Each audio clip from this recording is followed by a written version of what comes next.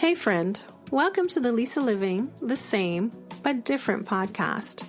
I'm Lisa, your honest girlfriend who will try almost any healing ritual and tell you the real truth. We talk wellness and wisdom with a whole lot of laughs, especially for fabulous women 50 plus. We're still curious, passionate, and full of life. Our bodies, well, they just change the rules. We're the same but different. Let's laugh, learn, and figure this out together. I remember back in the day when I was about 16 or 17. That would be 1984, 85 for me. When doves cried, girls wanted to have fun in our acid wash jeans and big hair. We were young, heartache to heartache we stood. The only battlefield we were concerned about was school. And anyone over 50, well, they were just old. They weren't hip and into the latest fashions, while we were oh so fly. They didn't understand the music, or so we thought, because we were conditioned to see a certain age a certain way. Frail, old-fashioned, their best years behind them, because that's all they could talk about was the good old days. Does it sound familiar? But now, the tail end of the baby boomers are over 50. Some of us, Generation X, were there. And I remember in my late 40s thinking, I don't feel old. I feel like 25. And even now at 57, I feel like 35. I don't wake up feeling and acting old. You don't wake up one day and feel like a completely different person inside. You don't lose your curiosity. You don't lose your desire for adventure. You don't lose your joy for life. I still want to explore. You still want to explore. I still love learning. And I still want new experiences. And I have all these new ideas and all these new things that I want to do because of things that I've learned. The truth is, no one wakes up old on an age day. Meaning, you don't wake up at 50 and you feel old. You just don't. Even our parents' generation, they were out and about, probably hiding it from us. Or maybe we were just too, self-absorbed teens to notice, or maybe even a bit of both. After all, they were the kids of the free love 60s generation. There was way more going on. Hefner and Playboy. I saw my parents. They didn't seem old, although they were older. Particularly my mother. She has a young spirit. And the mother of one of my exes, in their 40s, when I was in my early 20s, they looked young. They socialized, they danced, and they were just vibrant. But it could also be cultural. I'm Jamaican, and I find that most Caribbean cultures, all ages, are at all types of gatherings together. But it's actually not really uncommon. It's pretty normal for people to think they are younger. So what we were conditioned or are conditioned to think is just another one of society's bullshit. And that's science-backed fact. Well, the bullshit perspective is mine.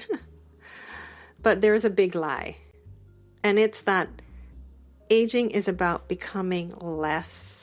You're less curious, you're less adventurous, you're less interested in life, and you're stuck in your old ways. So, if you think you're younger than what you've been taught, you're normal. There is an actual name for it. And scientists call it subjective aging bias, right? Which means the age you feel versus your chronological age. So I felt in my late 40s that I was 25. And at 57 now, I feel like I'm 35. So my chronological age is 57. The way I feel is 35. So I really think that we should be, when someone asks our age, we should be saying, well, I'm 35, 57. I really think so. Anyhow, there are actually a couple studies that prove that we actually do think we're younger. And one is a Danish study conducted by David Rubin of Duke University and Dorothy Bernstein of the University Aarhus, which is in Denmark. I hope I pronounced that right. Aarhus. It's a sample of 1,470 adults between the age of 20 and 97 years old. And the ones under 25 felt they were older, while the ones over 25 felt they were younger. But my only question in this study and those results is, how does someone who is under 25 know what it feels like to be older?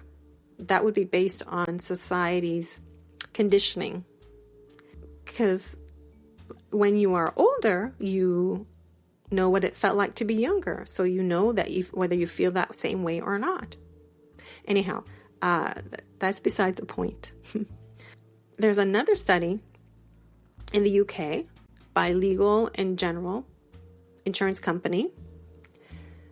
They surveyed people from 30 to 86 years old.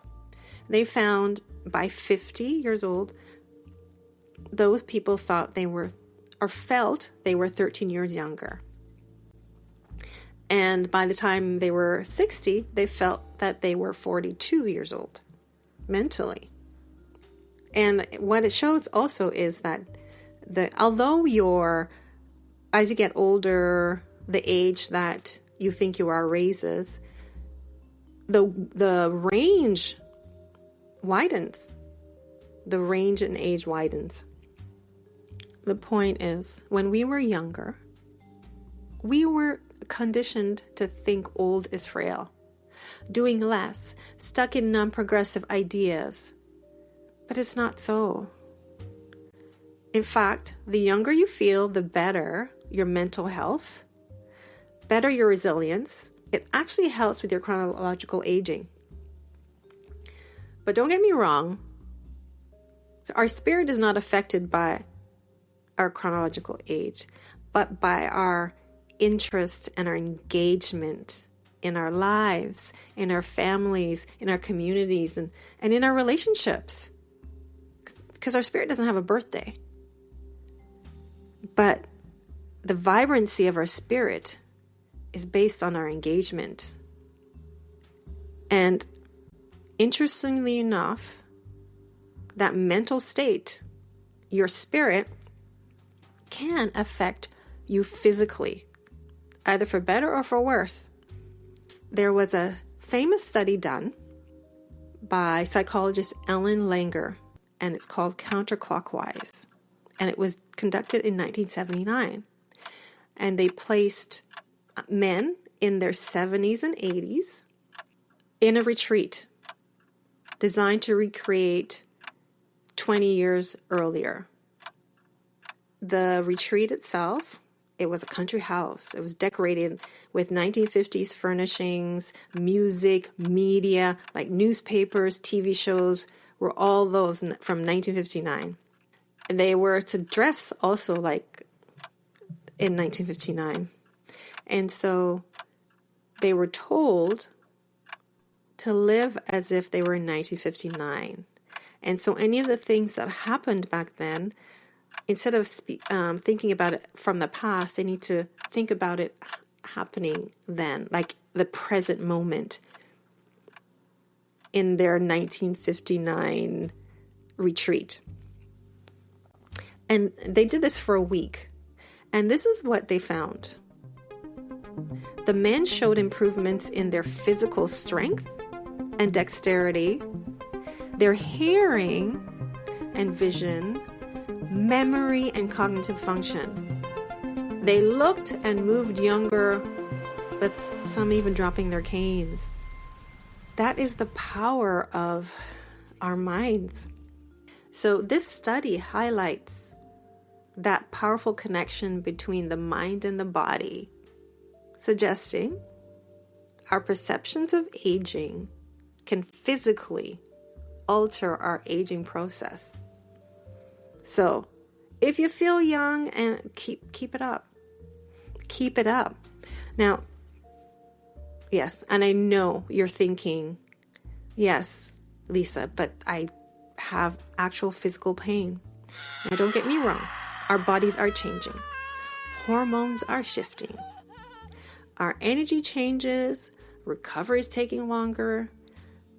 Your body starts asking for attention in ways it never did before. But please hear me clearly. Your body isn't broken. It's transitioning. And transitions require new care, not shame. We are not faulty.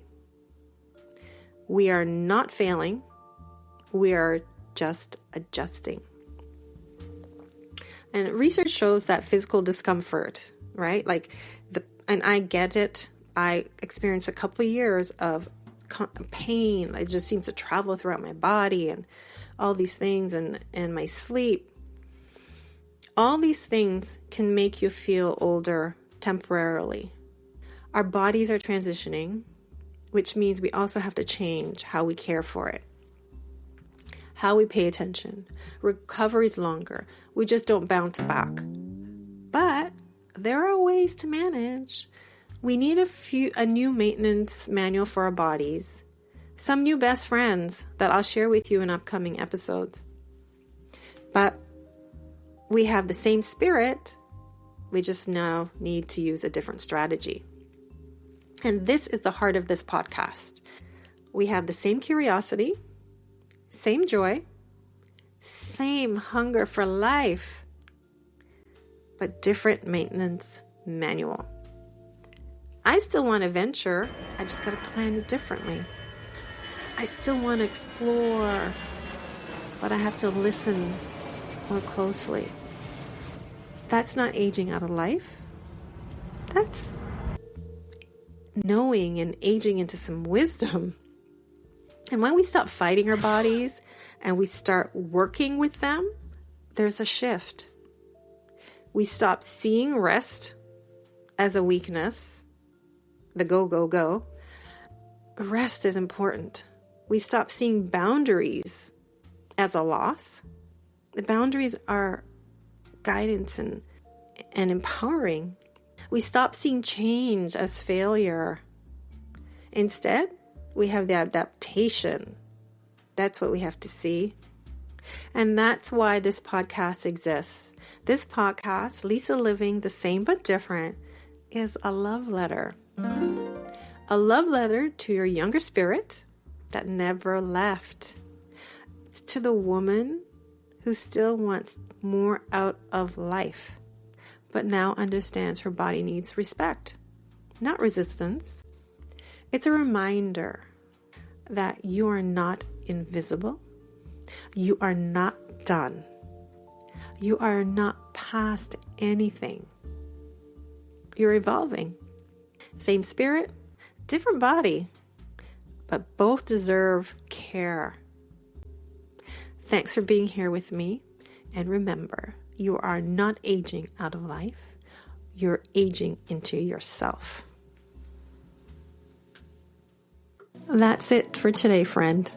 Thanks for spending this time with me on Lisa Living the Same But Different. Remember, we're still us, curious, joyful, full of life, just navigating a new chapter and listening to our bodies with a little more wisdom and intention. Subscribe, share, and come back soon.